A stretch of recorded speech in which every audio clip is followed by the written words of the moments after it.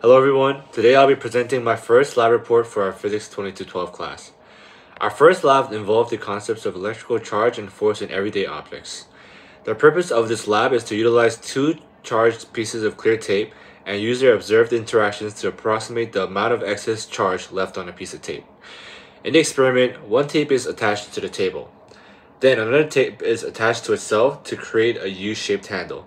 This U-tape is stuck to the base tape and is removed in quick motion.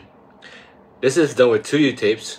The first U-tape is placed between two elevated objects acting as a bridge, while the second U-tape is held below and approached closely to the top U-tape, and the amount of distance that it has changed between the tapes are observed.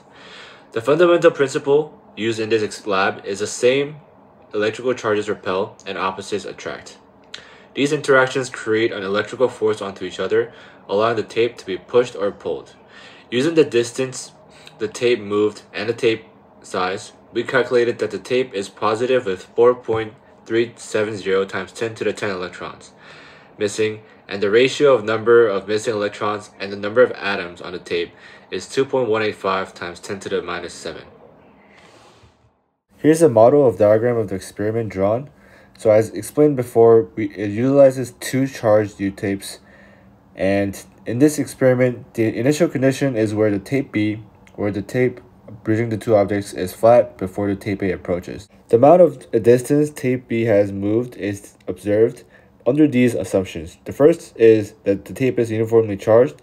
Second is that the electric field from bottom tapes acts as is from a point charge, and all other forces like air resistance, frictions, and other things are ignored. The core of this experiment involved comparing the gravitational force on the tape and the electrical force on tape B. The gravitational force was found by using the tape length and the tape density given to us. The gravitational force is found by multiplying G by the mass of the tape, and it gave us 1.962 times 10 to the minus 3 newtons.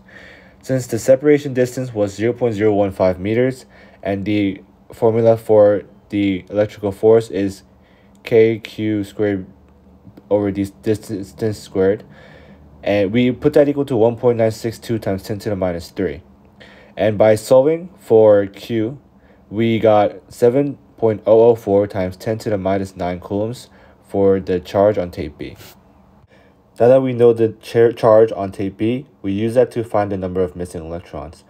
A charge of an electron is negative 1.602 times 10 to the minus 19 coulombs. So if we divide the answer from our previous slide with this, we get about 4.370 times 10 to the 10 electrons that are missing. To find the ratio, we first obtain the number of atoms on the tape. We used an tape area, and we use a tape length given to us by 1 times 10 to the minus 10 meters. And once we divide the tape area with the atom length or the atom area, we get 2 times 10 to the 17 atoms. Here the assumptions are that the atoms are circular and fills up the entire tape in orderly fashion, and the tape is perfectly flat. The ratio of deficient electrons to atoms is 4.370 times 10 to the 10 electrons divided by the number of atoms, 2.10 to the power of 17, which is 2.185 times 10 to the minus 7. And here's my code based on the calculations that I've shown before.